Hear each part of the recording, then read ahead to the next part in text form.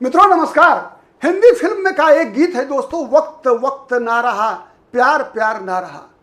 ये गीत हूबहू अगर किसी पर शूट कर रहा है दोस्तों, तो आज ये गीत शूट कर रहा है अरविंद केजरीवाल पर। अरविंद केजरीवाल ने हर वो प्रयास किया दोस्तों, हर वो प्रयास किया जिससे कि वो राहुल गांधी से आगे निकल सके। नरेंद्र मोदी के समक्ष राहुल गांधी के बजाय एक विकल्प के रूप में खुद को खड़ा कर सके, लेकिन अरविंद केजरीवाल का हर वो प्रयास विफल होता हुआ दिख रहा है। इस प्रयास को सफल बनाने के लिए अरविंद केजरीवाल ने पूरी ताकत झोंकी दोस्तों। अभिजीत दीपके के माध्यम से कॉकरोच जनता पार्टी को पूरी मदद अपनी पहुंचाई। यहां तक कि कहा जाता है कि अभिजीत दीपके के हिंदुस्तान वापस आने के बाद अभिजीत दीपके और सोनम वांगचुक को मिलवाने में भी अरविंद केजरीवाल की बड़ी भूमिका थी।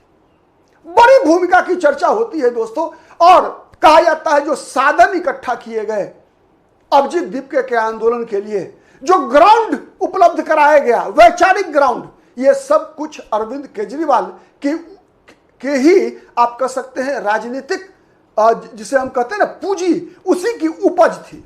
और हर कुछ दोस्तों प्लानिंग इसलिए की जा रही थी जिससे कि अरविंद केजरीवाल की राजनीति को 2029 के लोकसभा चुनाव से पहले एक ऐसे मुकाम पर पहुंचाया जाए, एक ऐसे मुकाम पर पहुंचाया जाए दोस्तों, जिससे कि जैसे 2011 के आंदोलन के बाद, 2012 में आम आदमी पार्टी के बनने के बाद, 2013 में जैसे कांग्रेस पार्टी से पहले दिल्ली की सत्ता छीनी थी अरविंद केजरीवाल ने, और 2014 से ये जो माहौल बना था रामलीला मैदान, जंतर मंतर, अन्ना हजारे से लेकर दिल्ली के मुख्यमंत्री तक का, उसके कारण जिस प्रकार से 2014 में कांग्रेस पार्टी केंद्र की सत्ता से बाहर हुई थी, वैसे ही 2029 के लोकसभा चुनाव से पहले राहुल गांधी से नेता विपक्ष की पोजीशन भी अरविंद केजरीवाल छीन ले। और अगर कोई ऐसा माहौल बन जाए दोस्तों देश भर के अंदर जिसमें सत्ता परिवर्तन यदि अनिवार्य हो, तो सत्ता परिवर्तन अरविंद केजरीवाल के पक्ष में हो, राहुल गांधी के पक्ष में नहीं हो। लेकिन दोस्तों सीजेपी के, कॉकरोच जनता पार्टी के इस आंदोलन की समाप्ति के बाद यदि आज आप इन सभी परिस्थितियों का निष्पक्ष रूप से मूल्यांकन और विश्लेषण करेंगे दोस्तों, तो यह कहा जा सकता है कि अरविंद केजरीवाल का प्रयास अरविंद केजरीवाल के खिलाफ ही उल्टा पड़ गया। अरविंद केजरीवाल का हर प्रयास दोस्तों टाई टाई फिस हो चुका है, यह आपको स्पष्ट दिखेगा। एक राज्य में सरकार बची है पंजाब में। एक मुद्दे पर कॉकरोच जनता पार्टी का आंदोलन की शुरुआत हुई थी दोस्तों, धर्मेंद्र प्रधान इस्तीफा दो। क्यों? इसलिए कि नीट का पेपर लीक हुआ था। अब यही अरविंद केजरीवाल का दांव उल्टा पड़ा है पंजाब में।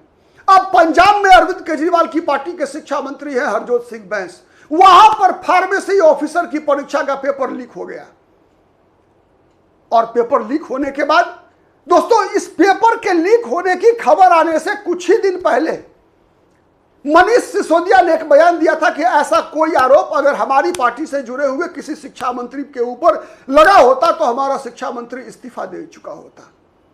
अब फार्मेसी पेपर लीक होने के बाद, परीक्षा में गड़बड़ियों की शिकायत आने के बाद कई लोग गिरफ्तार भी हो चुके हैं, लेकिन यह आरोप अरविंद केजरीवाल पर चस्पा हो चुका है। अब कॉकरोच जनता पार्टी के नेता अभिजीत दीपके से लगातार यह सवाल पूछा जा रहा है कि दिल्ली में तो आपने धर्मेंद्र प्रधान का इस्तीफा ले लिया, पंजाब के शिक्षा मंत्री हरजोत सिंह बैंस का इस्तीफा कब लेंगे? राहुल गांधी से यह सवाल पूछा जा रहा है, राहुल गांधी से, अखिलेश यादव से यह सवाल पूछा जा रहा है दोस्तों कि आपने धर्मेंद्र प्रधान का इस्तीफा तो करवा दिया, लेकिन हरजोत सिंह बैंस का इस्तीफा क्यों नहीं करवा पा रहे हैं? दरअसल कांग्रेस जवाब कैसे दे सकती है? कर्नाटक से भी ऐसे ही समाचार निकल कर आए, जब कर्नाटक के शिक्षा मंत्री बंगरप्पा, कर्नाटक में शिक्षा मंत्री है, कांग्रेस की सरकार है, वहां भी पेपर लीक की खबरें आई। झारखंड से पेपर लीक की खबरें आई दोस्तों जेपीएससी परीक्षा की। तो सवाल है कि किस किस से इस्तीफा मांगा जाए, लेकिन चुनाव न कर्नाटक में है न झारखंड में है। चुनाव तो पंजाब में है दोस्तों, मात्र 6 से 7 महीना दूर है। अब पंजाब में भारतीय जनता पार्टी ने मोर्चा खोल दिया है। भारतीय जनता पार्टी संसद के बाहर मकर द्वार पर आम आदमी पार्टी के खिलाफ प्रदर्शन करती है। सुनिए आप भी प्रदर्शन में।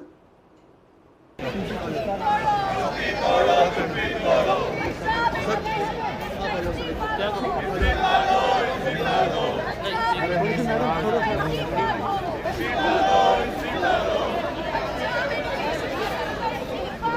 नमस्कार।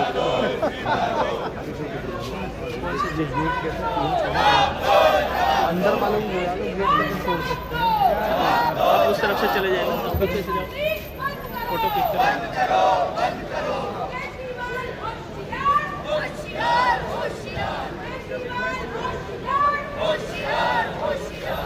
मित्रों, साथ ही पंजाब में जो प्रतियोगी छात्र थे, जो प्रभावित छात्र हैं, लगातार उन लोगों ने मोर्चा खोल दिया है। पंजाब में लगातार छात्र सड़क पर हैं, लगातार आंदोलन कर रहे हैं, इस्तीफा मांग रहे हैं हरजोत सिंह बैस का। लेकिन हरजोत सिंह बैस भी वैसे ही बयान दे रहे हैं कि हम तो कार्रवाई कर रहे हैं। कार्रवाई तो धर्मेंद्र प्रधान भी कर रहे थे, नीट पेपर लीक होने के बाद लगातार धर्मेंद्र प्रधान की कार्रवाई जारी थी। परीक्षा को रद्द कर दिया, री एग्जामिनेशन हो गई नीट की, अब उसकी काउंसलिंग भी शुरू हो चुकी है दोस्तों। तो कार्रवाई तो वो भी कर रहे थे, तो फिर जब धर्मेंद्र प्रधान का इस्तीफा हो सकता है तब फिर हरजोत सिंह बैस का इस्तीफा क्यों नहीं हो सकता? तो ऐसे चक्रव्यूह में फंसे अरविंद केजरीवाल कि अब उनके पास कोई जवाब नहीं है। इसीलिए दोस्तों 24 जुलाई के बाद से अरविंद केजरीवाल का बयान की बोलती बंद है। सुनिए छात्रों की मांग क्या कह रही है, छात्राएं क्या डिमांड कर रही है, क्या नारे लगा रही हैं।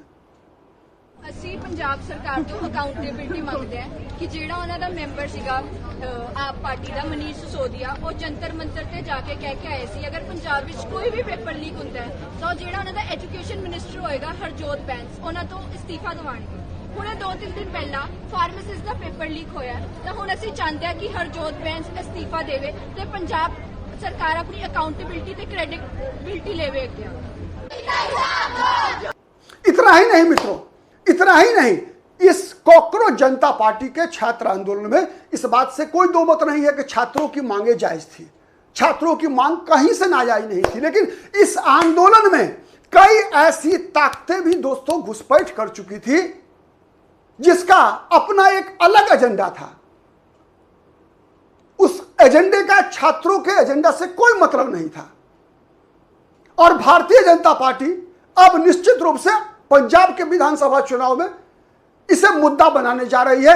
ताहिर हुसैन, दोस्तों दिल्ली का दंगा याद होगा दोस्तों, जिन दिनों डोनाल्ड ट्रंप का भारत दौरा हुआ था, उसी दौरान दिल्ली में जिस प्रकार का दंगा हुआ था दोस्तों, याद कीजिए। उस दंगे में जिस तरीके से आम आदमी पार्टी के जो कॉर्पोरेटर थे ताहिर हुसैन, उनकी संलिप्तता पाई गई, सजा मिली है। और फिर इस आंदोलन में उसी प्रकार की ताकतों का सम्मिलित होना, हिंसा का सहारा लेना, ऐसे नारेबाजियां करना जिससे कि शर्म भी शर्मिंदा हो जाए, यह सब कुछ आम आदमी पार्टी के लिए अरविंद केजरीवाल पर अब काफी भारी पड़ता हुआ दिख रहा है। और यही वो कारण है दोस्तों कि आम आदमी पार्टी बैकफुट पर दिख रही है। एक और खतरा आम आदमी पार्टी के सामने है, एक और बड़ा खतरा है आम आदमी पार्टी के सामने दोस्तों, कि जिस प्रकार से इस आंदोलन का क्रेडिट अभिजीत दीपके को मिला।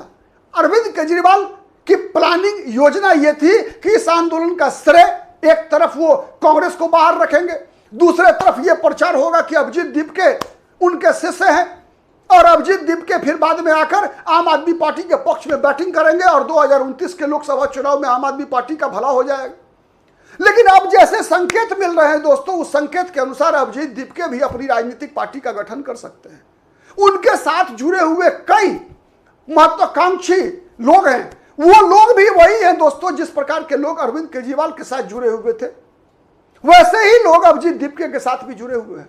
ये भी पत्रकारिता से जुड़े हुए कई बड़े लोगों का समूह है। सौरभ दास भी पत्रकारिता क्षेत्र से आते हैं, अभिजीत दीपके भी पत्रकारिता की पढ़ाई कर चुके हैं।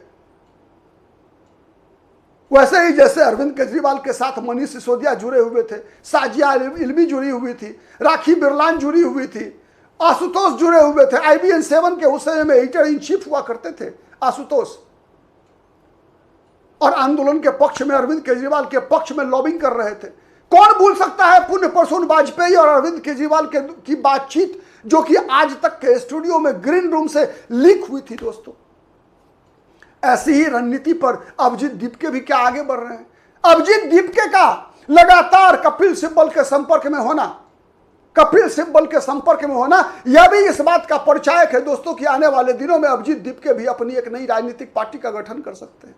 और कल्पना कीजिए दोस्तों कि अभिजीत दीपके भी अगर अपनी एक राजनीतिक पार्टी का गठन करते हैं तो क्या कोई दूसरा अरविंद केजरीवाल का जन्म नहीं हो रहा है राजनीति में? और अगर कोई एक और अरविंद केजरीवाल का जन्म हो रहा है अभिजीत दीपके के रूप में, तो क्या पुराने अरविंद केजरीवाल का ग्राफ गिरेगा नहीं? ऐसे कई सवाल हैं दोस्तों, लेकिन एक सवाल का जवाब तो स्पष्ट दिख रहा है कि अरविंद केजरीवाल का जितना भी प्रयास था वो सब का सब लगभग धराशायी होता हुआ दिख रहा है। लेकिन राजनीति एक ऐसी चीज है दोस्तों जिसमें क्षणों में परिस्थितियां बदलती है। कल को क्या होगा कहना मुश्किल है। आज तो यही दिख रहा है। आपको क्या दिख रहा है कमेंट करके जरूर बताइएगा दोस्तों। और हमारा विश्लेषण पसंद आता है तो प्लीज लाइक कीजिए, शेयर कीजिए, जिससे कि अधिक से अधिक लोगों तक हमारी बातें पहुंचे। अब तक यदि पॉलिटिकल आइडिया को सब्सक्राइब नहीं किया है मित्रों तो प्लीज डू इट। आज के लिए इतना ही, फिर मुलाकात होगी किसी अन्य मुद्दे पर। तब तक के लिए नमस्कार।